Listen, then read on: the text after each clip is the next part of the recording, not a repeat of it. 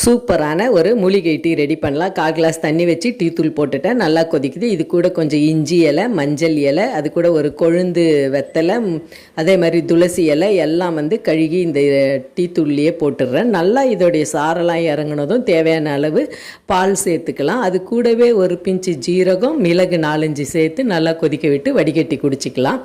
இது நம்ம குளிர்காலத்துக்கு ரொம்ப சூப்பராக இருக்கும் இந்த டீ. அதே சமயத்தில் இவ்வளோ இலை போடுறோமே எப்படி இருக்குன்னு நினைக்காதுங்க, நல்ல சுவையாக இருக்கும். நம்ம தொண்டை கரகரப்பு, சளி பிடிக்கிறதுலாம் இந்த பனிகாலத்தில் இல்லாமல் சூப்பராக ஒரு அன்னைக்கு ஃபுல்லாக நமக்கு இந்த காலையில் குடிக்கிற டீ எனர்ஜியாகவும் நல்ல ஃப்ரெஷ்ஷாகவும் இருக்கும். இது மாதிரி ட்ரை பண்ணி பாருங்கள்.